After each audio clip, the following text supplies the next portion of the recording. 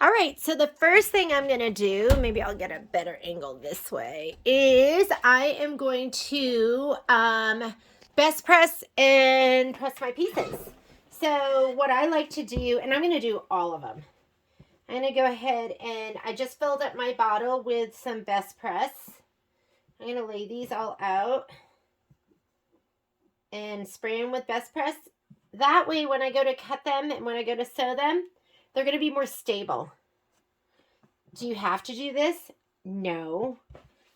Will you get a better quality end product?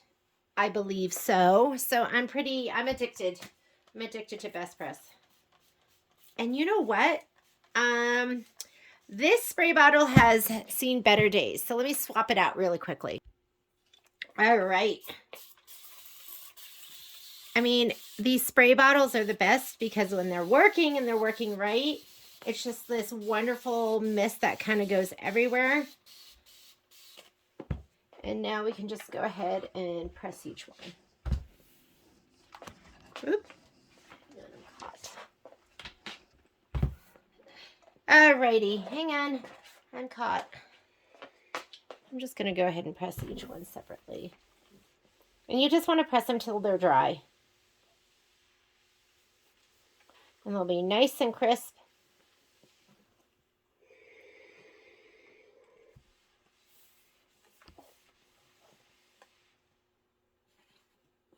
I don't know if you can see that, but it's just got so much body now. I love best press. I put it in my top 3. I don't know. There's so many great tools out there. Maybe my top 10. Because how could I give up this iron? And how could I give up my wool mat? And what about all my scissors? And I just go on and on. What about my 8012 Microtex needles and my 7511 embroidery needles? I need all of that. My Decobop thread. Right? Couldn't you just go on and on with all the things in your sewing room that you love and you have to have?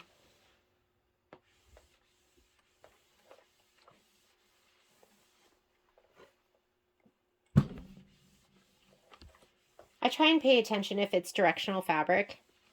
This one doesn't really matter, but I don't want to distort the fabric too.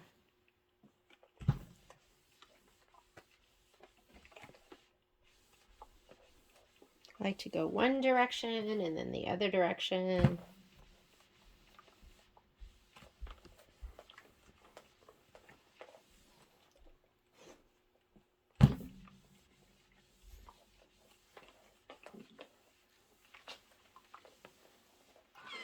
Okay. Now I'm going to go ahead and press all my fabric. Let's see, what do we have in the screen here? I'm just going to lay this out and spray it all at once, but then I will, just so I don't get best press everywhere, I'll go ahead and iron them individually like I was just doing.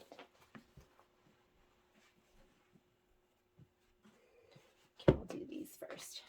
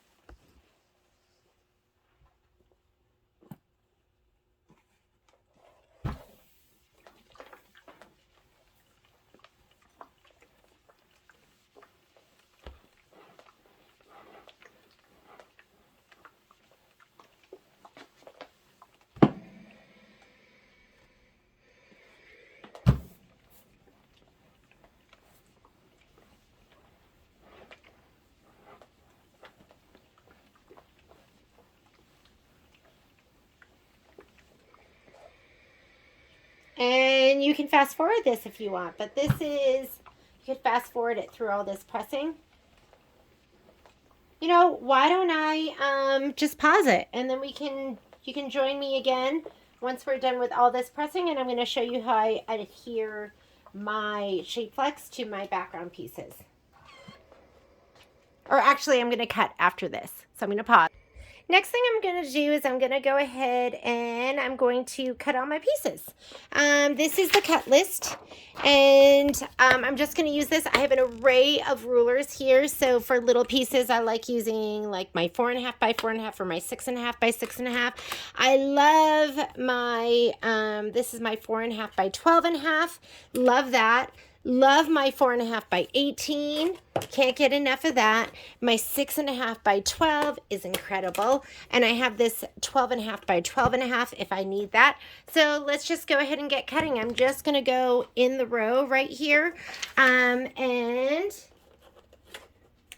let me put my rulers up here and we are ready to go. First thing I'm going to cut from your fat quarter, you need for the leprechaun hat background, that is going to be, and I'm not quite sure why you need a fat quarter for this, but you should all have a fat quarter, and it wants your piece to be 10.5 by 10.5. This is the dot with the dots, and I am going to use this rotating mat probably to cut a lot of my pieces, and again it's 10.5 by 10.5. So let me go ahead and swing this down here. 10.5 by 10.5. Here we go, and here we go. And then I'll trim up. I'm going to go ahead and do these two sides, and then I'll do the other one. I love the Creative Grid rulers because they are slip resistant because they have little grippers on them. That is done. You can save that big old scrap for something else. And I'm just going to lay this down here, and I'm going to square up this side and that side. So I'm not going to bore you. I'm just going to go ahead and cut all my pieces, and then I'm going to show you how I add my shape flex to the background pieces. All right, I will see you in a little bit. All right, now that all my pieces are cut, what I'm going to do next is I have put on here, I've put down all my different background pieces. I went ahead and just starred them. So I'm going to go ahead and grab all the pieces that have the stars. So that's going to be my 10.5 by 10.5. And I'm going to, this is my shape flex. I just rolled it out. Make sure you put it wrong side to wrong side. And I'm going to lay out my pieces. And I'm going to go ahead and just iron them all down. So I need my 6.5 by 6.5. That's going to be these. And I should have 3 of these.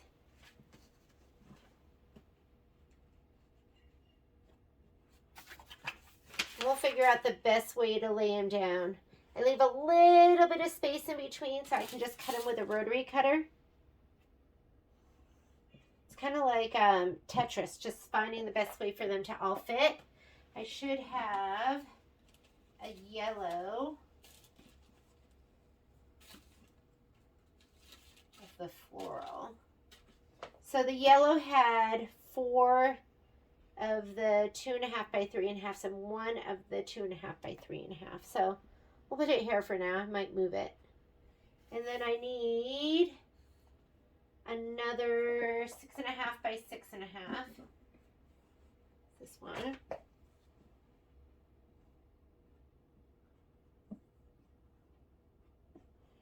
And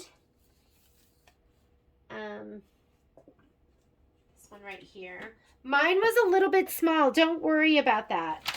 It's a little bit small because you don't need all of that fabric on the end.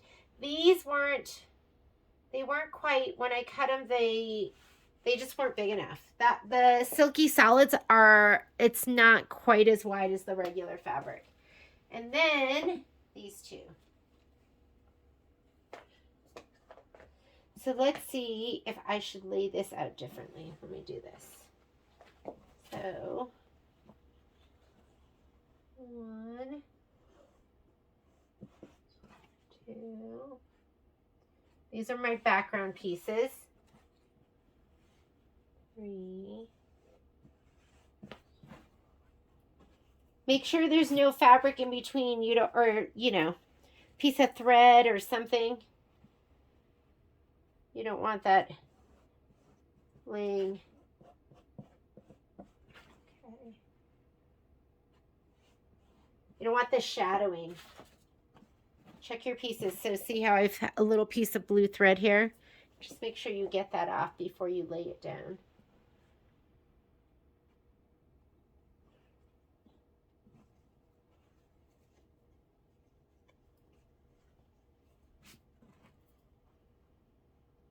Especially on the white pieces. That's what you really want to check. All right, that looks better. There's not that much you need to lay down. I'll measure this so then we'll know how much you need. How perfect was that? So this is how you lay it down, and then I have this last piece. So there's 4, 5, 6, 7, 8, 9. 1, 6, 7, 8, 9. Perfect. All right, I'm gonna go ahead and press it. So I am gonna use some. I'm gonna use some Best Press. It'll just adhere better with the Best Press.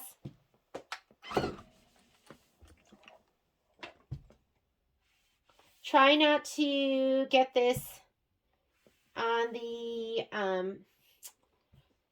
shape flex, on the fusible part. And you should have your bumpy side up. The fusible part should be up because that's what gets it to stick.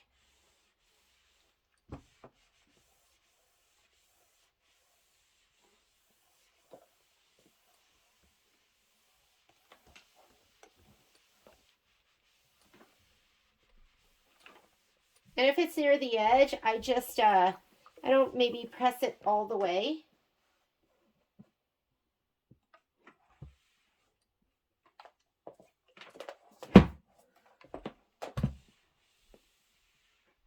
I'm going to cut it apart and then I'll give it one more press.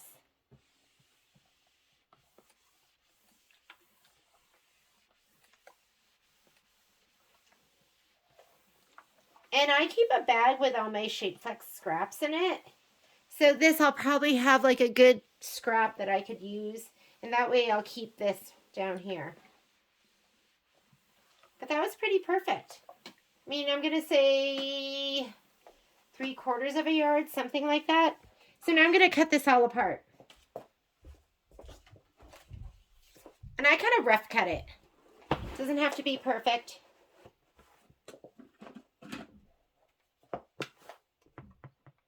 Because I don't know if you can see this, but I leave a little bit of space in between all of those.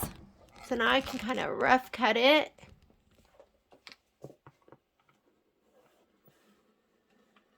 Or you could use your, your ruler. Probably faster with the ruler.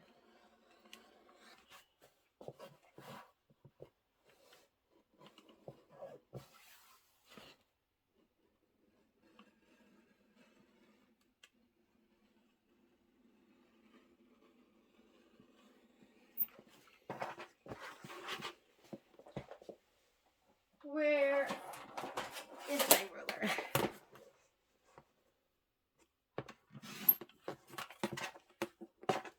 And I'm going to give these one more press so that they're all here, like on the corner from edge to edge. Oop.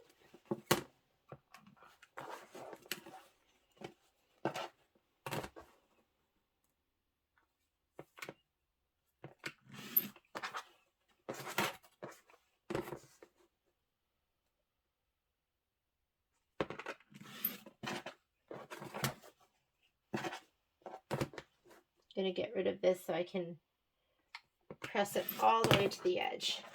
And this too.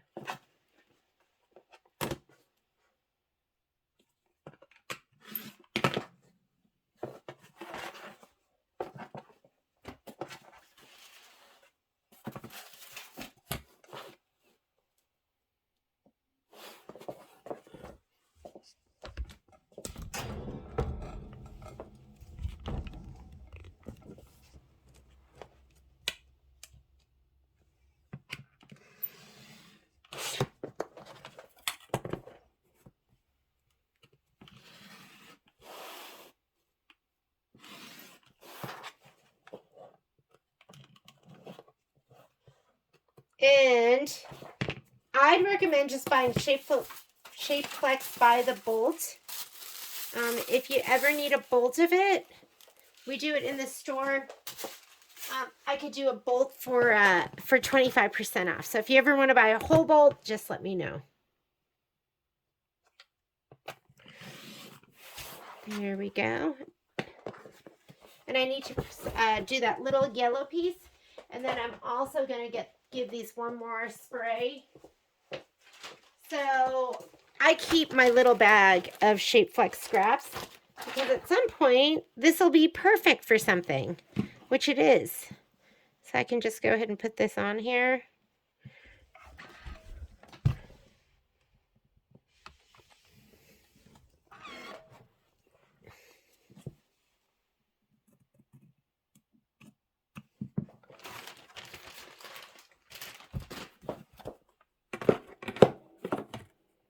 I use every last little bit of everything. Okay, now I'm going to give this one more press, all of these, all the way to the edges. Because see, this is adhered in the middle, but not on the edges.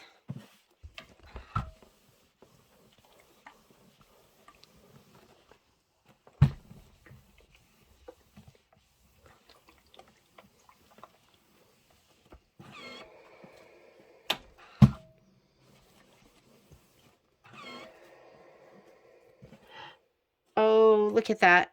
See, there's like a dark thread there. Let's see if I can get it. You just don't want that shadowing. So just check that. Check for that before you press everything down.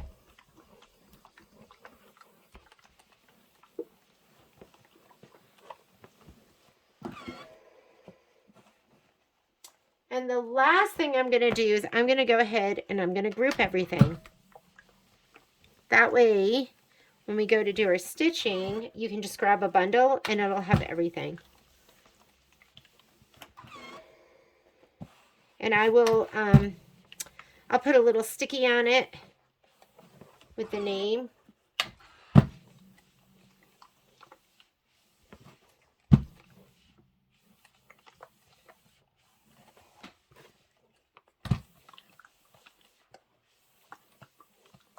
So let me give some Wonder Clips and some stickies. Okay, so I've got my Wonder Clips, my stickies, and I need a pen. Here's a Sharpie. So now we're going to go ahead and I'm going to turn my iron off because we are done with that. And I'm just going to go ahead and group everything up. And then we will be ready to go. So here's my little list. Actually, that's not what I want. We want our instructions. So here are my instructions. Here's some Wonder Clips. Here's all my background fabric. And let's go through our designs. So the first design is going to be, and I'm going to group everything, including the embellishments. So I'm going to go ahead and open this up.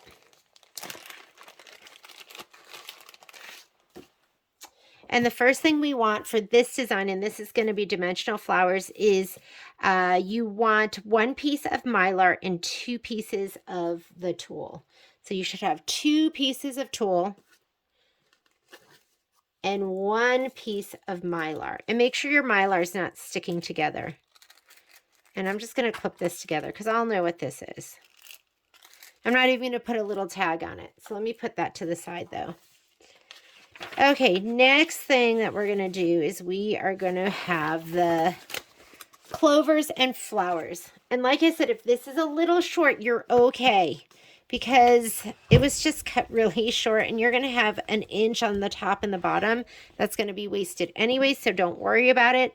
So here are a list of all your instructions or all your pieces. So your background piece, you're going to have your pine felt, which is 4 by 4.5. So let's grab our felt, and there's a piece in there that is 4 by 4.5. I'm going to lay them all up on the top. Iridescent mylar, so you have another piece of that mylar. This is kind of for my scrap bin, so I just grabbed this, so don't worry about it. I know he's not. Yours will be pretty. And then you should have a light gold applique glitter, so 2 pieces that are 1.5 by 1.5. So we have those. I'm going to put that up on top. And fresh mint for the vase. Here's my fresh mint for the vase. And the dimensional flowers that you're going to make. So this is going to be clover and flower.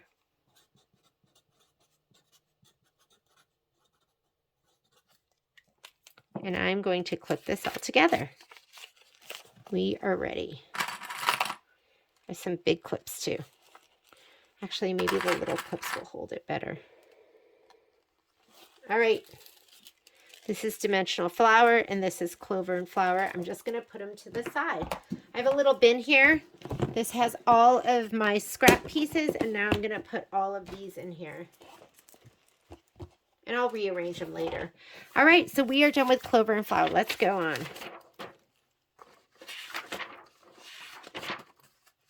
Next one, clover 1. Clover 1 is going to be your background fabric, which is the white. This one right here is your background fabric. The one with the little white on white. So, and then we're going to do the light green applique glitter. And they folded, and when they folded, they might have separated a little bit from the plastic sheet, but you're going to be taking that off anyways.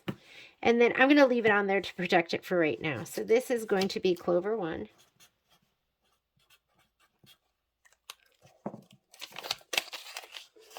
I'm going to clip it, and we are done. So just go through your instructions, find each block, and group your things. You could put them in little plastic bags if you want. I like to just kind of clip them and put a little sticky on it. And when I'm done with this, we'll regroup. Okay, so I have everything organized. All my pieces are put together, labeled, clipped.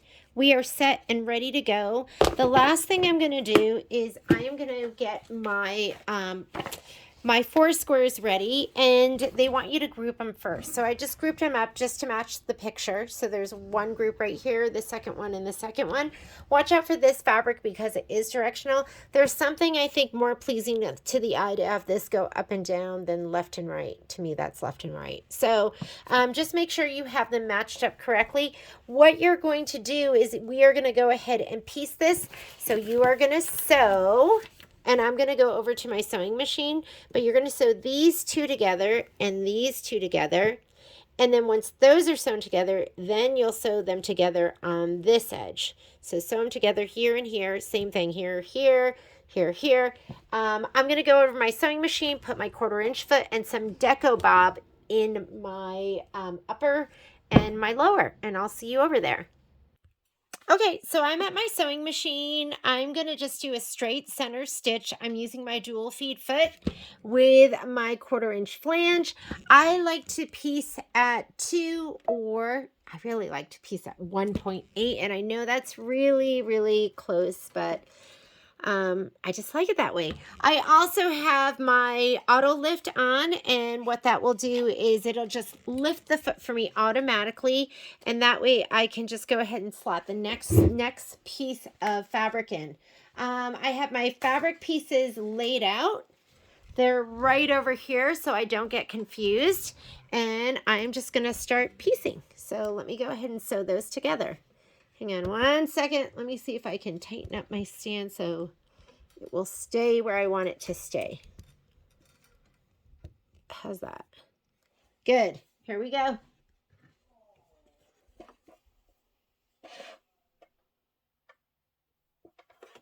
I like to start with my needle down, and I'm just going to snug this up against my jewel feed. And I know you can't really see it well because I'm filming from the right. Also, a couple stitches off. My auto lift will lift that foot up for me, and I can just put the next set under. And I have my iron warming up because once these are done, I'm going to go ahead and press them. And then we'll do, and then we'll sew these together with the other ones. And we want to press one to one side and then the other one to the other side so that they're not bulky when we put the top with the bottom.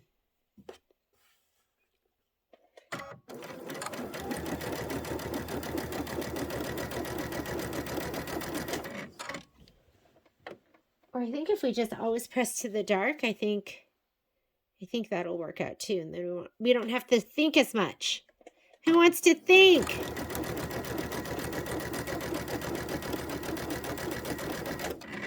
I've got to tell you, I have never been a quilter. I've always been an embroiderer. Well, I can't say I've never been a quilter, but I would call myself an embroiderer first. And the first quilting I ever did was for a Kimberbell quilt. So I love that they do a little bit of everything. So I have this is called the cutting gizmo. Show it to you right there. And I'm just going to go ahead and set this up and cut my pieces. So, and that's why I like to set my stitch length really close so this doesn't unravel, because I'm just chain piecing and I am not leaving a ton of room in between. So let's go ahead and now we're going to press our pieces.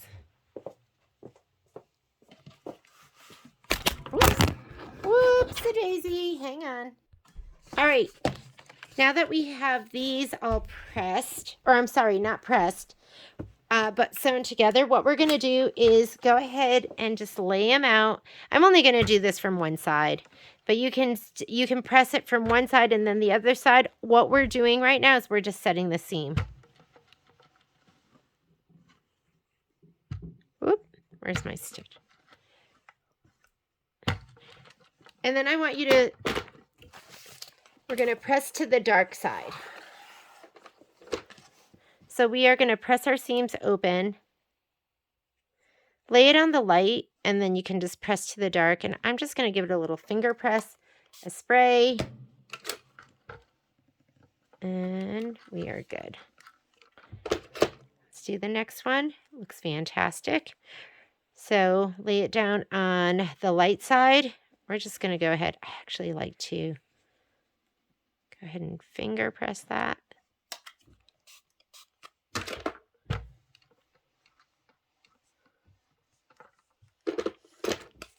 So that way when we go to put these together, if they're pressed to the dark, you're going to see you have one seam going to the right, one going to the left, and it won't be too bulky. So those are done. Let's go ahead and from the light side, I'm sorry, I was doing that upside down. I did that upside down on that. Did I do it upside down on both of them? Not sure. Okay, lay your light side down, open it up, give it a little finger press, little shot of best press.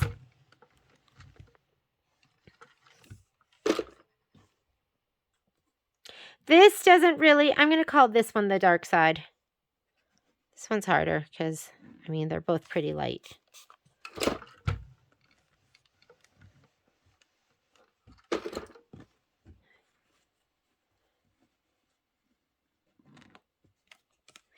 Is that bad? I always fingernail press. I know it's aggressive. Okay, now that those are done, now we can pair these up. So let's look at our picture, make sure we have it right. So it looks like that, and it looks like this. That's going to be one set. I'm just going to lay it over at my machine. The next one is going to be this in the upper, and I'm just looking at my picture right here. And then we're going to do, maybe I should do it like this so you can see. So this one and this one. I'm going to put this at my machine, and then this one, and this one. And I'm going to put this at my machine. Let's go ahead and sew those together. So I have to admit, I do not like to pin.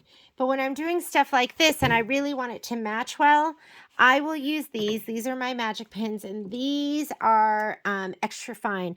And what I love about extra fine is because they're so thin, they slide in easily. So I'm going to go ahead and pin these, and I'm just going to kind of match up my seam right here because you don't want these to be off. So here we go. Let me go ahead and, like I said, I'm going to match them up and kind of look at it from the top. And I'm going to go ahead and pin these together on either side. When you use bigger pins, there's a lot more push and pull of your fabric. And I feel like there's a lot of, it can distort. And I don't like that. So, like I said, I don't pin all the time if I can get away with it. But with this, I really want these seams to match up and be beautiful. I'm just kind of pushing that seam into the other seam.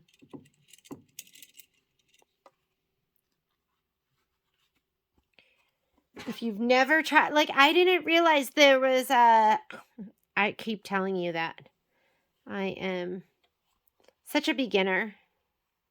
But I didn't realize what a difference that there were different size pins. I know that sounds silly, but I didn't realize. I thought you just use flower head pins for everything. And so, you know, when you push a flower head pin through and it's a lot thicker. The other thing with these is you can actually sew over them because the chances your needle's going to hit is slim because they're so fine. So I'm at a 1.8. I'm going to go ahead and put this up to a 2.0. I'm going to do this from the right so I can see, and I'm going to sew these together. So again, I like to start with the needle down, and that's just what I like to do. I'm sure I'm going to pull that pin back a little bit. And if I sew over them, I go really slowly so that if and I'm going to just pull that one out. If my needle does hit the pin, chances are it's going to glance it instead of hitting it straight on. I'm going to sew a couple stitches over, get my next pair. I'm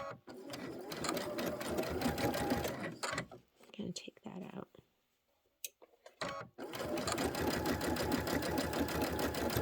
And this is the last thing we're going to do. We will be ready. Hopefully, I will be a little more prepared for the last one. I've got to apologize for it being so last minute. Some people are still just getting their kits.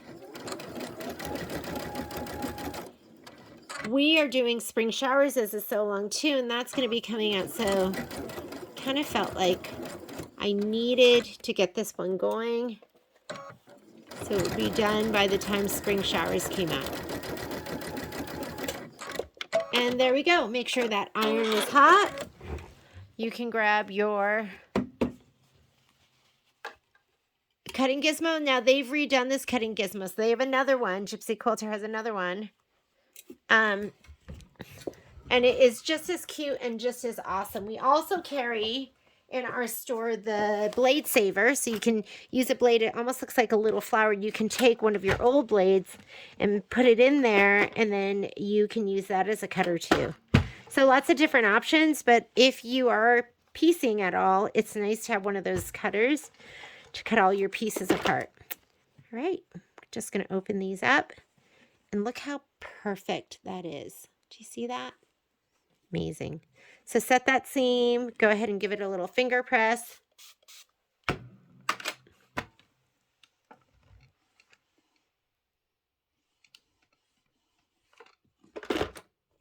You could, you know, with this one, you could probably press it open because it is going to quilt over this. And so if you were going to stitch in the ditch, I would say do not press your seam open.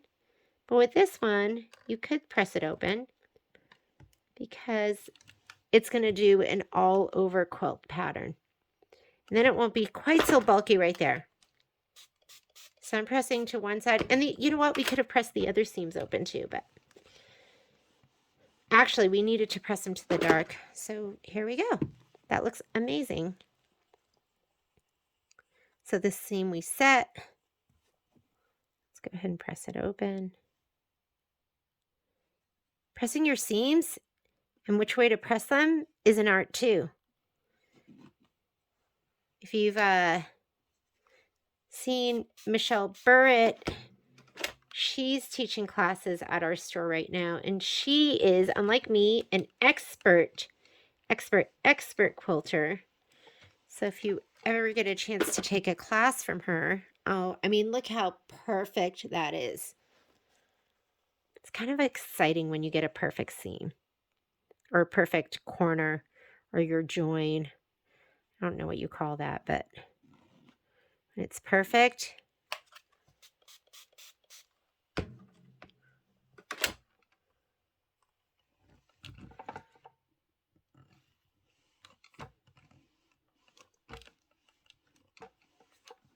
All right, these are done.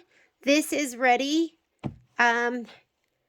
You're going to have 3 of these and you are ready. I wonder if you want, I guess you just need to keep track of which one is which. It says square up 4 square blocks to measure 4.5 by 4.5. So now that that is done, we're going to go ahead and square them up. Let me get my rotating mat. Okay, so I have my rotating mat here. I've got a Creative Grids 4.5 by 4.5 inch ruler. It's got a little center there, so I can just put this right on the center. And I know we're getting a little bit of glare from my light. Let's move them out. I'm gonna go ahead and the bulkier it is in the center, I mean, these are so perfect. I am pretty much, there is nothing for me to trim off of these. So we are ready to go. I don't need to do anything. So I'm going to put these to the side and we are set for tomorrow. So long. See you there.